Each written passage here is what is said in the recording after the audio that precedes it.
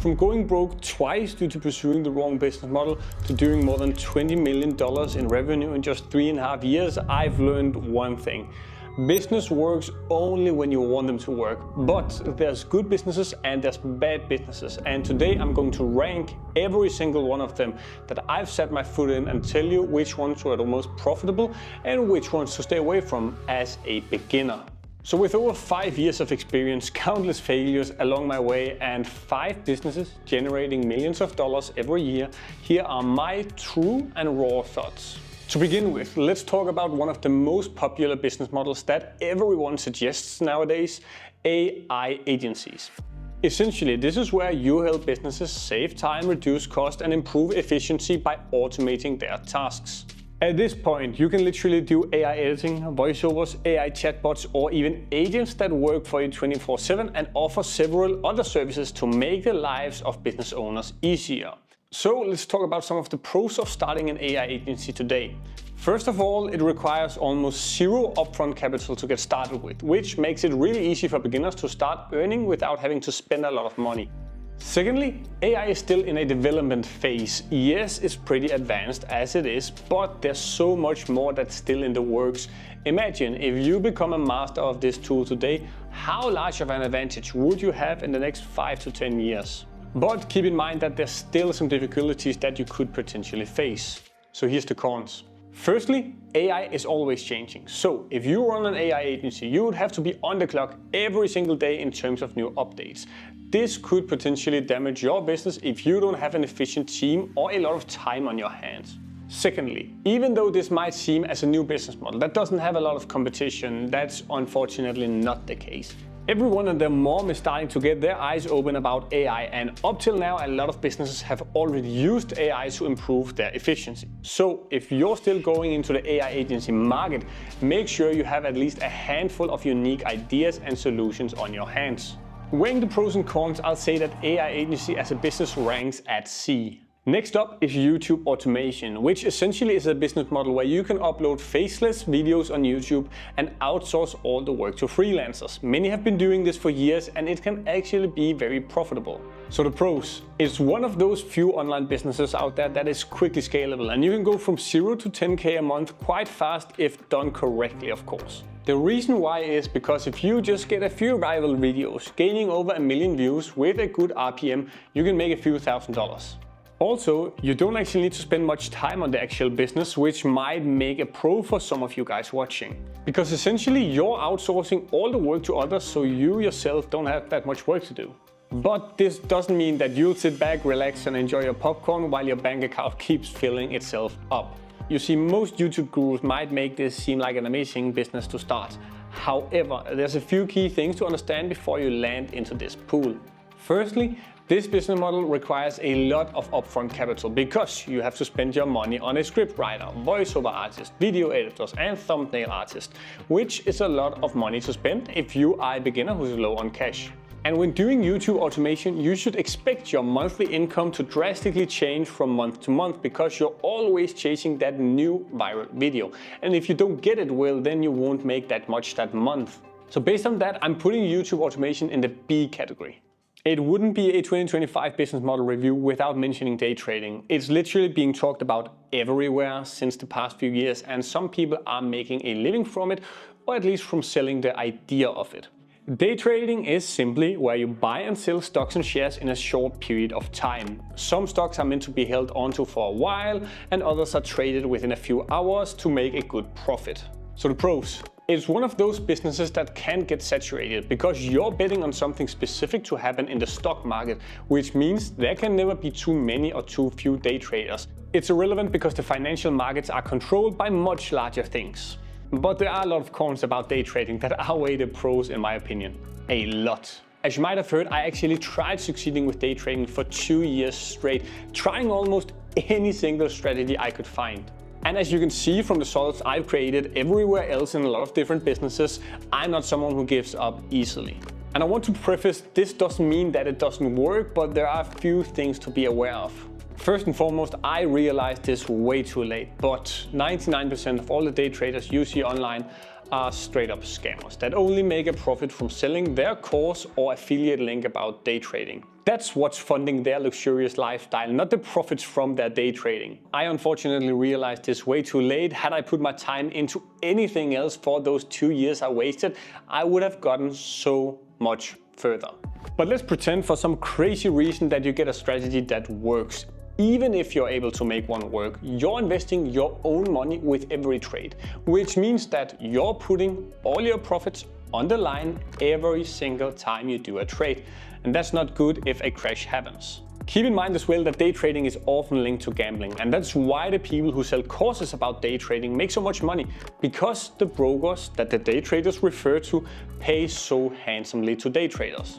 And why do you think the brokers pay so handsomely? That's because they know for a fact that you lose your money every single time. And based on all of that, I'm not even ranking day trading here. Learn a real skill, guys, not some fugazi bullshit that materialistic people online try and sell you. Let's get real. How many day traders do you personally know where you've seen their official P&Ls? Not many, right? And no, a screenshot isn't a P&L. Next up is SMMA, Social Media Marketing Agency, which essentially is where you help businesses increase their revenue through social media marketing and then charge your clients a monthly fee or percentage. This is one of the few skills that many have learned, but only a few have mastered. Marketing online isn't just a game of paying money to Instagram or Facebook to run ads. There's a lot of skills and knowledge involved, and if you have that, you can make some good money. The thing about this business model though is that it literally costs $0 to start, which might make it a good business for some of you beginners who are low on cash. Moreover, SMMA is one of those few online businesses out there where you have incredible good profit margins. You can expect a handsome workload, but you can easily make between 60 to 90% profit if you play your cards right. Your only cost here will be employees, a couple of softwares, and maybe some acquisition costs. But in my opinion, the cons of SMMA, at least today, slightly outweighs the pros. As a complete beginner, you have to become very good in a certain niche or skill to compete with all the current marketing agencies. Now, personally, I don't like to use the word oversaturated because I believe you can see success in any form of business. But when it comes to SMMA, it's really starting to get hard to succeed if you're just doing it the ordinary way. Plus, business owners are starting to learn more about running ads, marketing their products on their own. This has in itself led to a decline in the demand for marketing agencies. Based on that, I'm ranking SMMA in the B category. Moving on, one of the trendiest business models today is SaaS, which is software as a service. Many content creators, YouTubers, and social media experts are building their own platforms where they offer different services and charge a monthly or yearly fee for it. The pros of SaaS is that it's a subscription model, which means that if successful, you get paid steadily on a monthly basis and don't have to rely on one-time purchases. Plus, it's one of those few businesses out there that once you get it right, the exit multiples are much higher compared to a lot of businesses, which can make it more lucrative if you're someone who has experience in that field. Most times you can sell a software business for a multiple of 10, compared to more generic businesses where it may vary all the way from 1 to 4. But as I said before, it's one of the trendiest businesses right now, and therefore, starting it in 2025, you need to consider the downsides of it too. First of all, if you're not experienced with coding and management, this might be really hard for you to start with. You'd obviously need to either understand how to create the software or hire developers, and they don't come cheap. And therefore, this is by far the business model of all where you need the largest startup capital to truly build something solid. Secondly, getting a SaaS business off the ground takes time. Even after you've built your software, getting people to use it and pay for it on a monthly basis takes a while. And you need a pretty good following on social media, a community that you've been handling for some time, or know the right people who can get your software out in the market. Based on that, for beginners, I'm putting SaaS in the C tier. So if you're not ready to sell a software, a better, more safer way would be to perhaps start a dropshipping business. It's simple. You market a product on different platforms or on your own website through Shopify. And when you get orders, you get the supplier to fulfill them directly to the customer. The biggest pro here for dropshipping and for e-commerce in general, which is that you're selling a product which generally enables you to scale extremely fast and to reach high numbers in a small amount of time. Plus, you can try to build a brand around your store or product which enables you to build a valuable asset in itself. You don't even need to own stock of the product when you're dropshipping. You just need to market it, and once you get the orders, you get the product from the supplier and ship them out. There's really no monetary investment involved, which is an advantage. And if you take care of your finances here and know how to do digital marketing, this can indeed be a true gold mine. But you can also end up losing a lot of money here with the dropshipping approach, because it requires you most times to test a bunch of products in a short amount of time, and each product test with ads obviously costs you money. So the cons.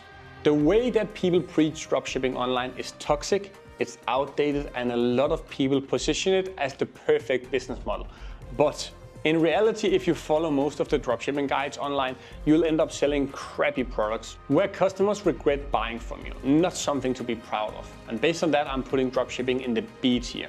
Therefore, if you're interested in selling products, creating your own brand, and not willing to take a risk of trying multiple products until you find the right one, maybe try running a branded e-commerce store.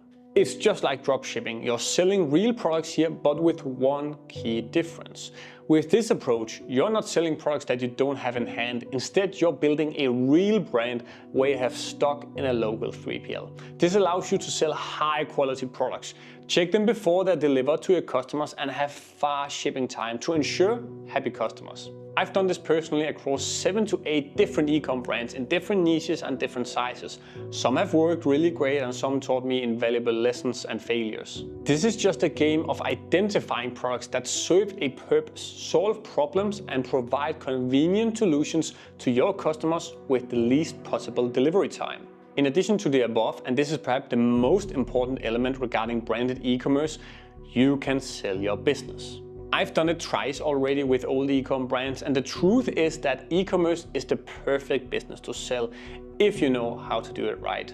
Because with all of the other business models I've gone through, they are either built on your face or your reputation like SMMA, or on your personal skills like day trading or YouTube automation, which means that you don't really have anything that unique or proprietary about your business. But in e-commerce, it's the total opposite. Your e-com brand will become valuable and successful because of the value it's providing, not because of your own personal face. And while you of course do need skills to make it successful, I won't sit here and lie to you. Anyone with the same skill can come in and buy your business and continue to run it successfully. Plus, if you design a product yourself, you can even get a patent or a design protection on it. I've also done this a couple of times, which then makes it totally impossible for competitors to do something similar. Try to imagine a marketing agency where you can help certain businesses with something that no other company is allowed to help with. That would be a huge advantage, right? Imagine if you were the only SMMA in Europe that could help companies with Snapchat ads. You would have an easy time, right? It's the same with patented products in e-com. The only real con with branded e-commerce is that people think when they hear branded e-com that they need a good amount of capital to begin with. Because obviously you need stock and a place to store it as well.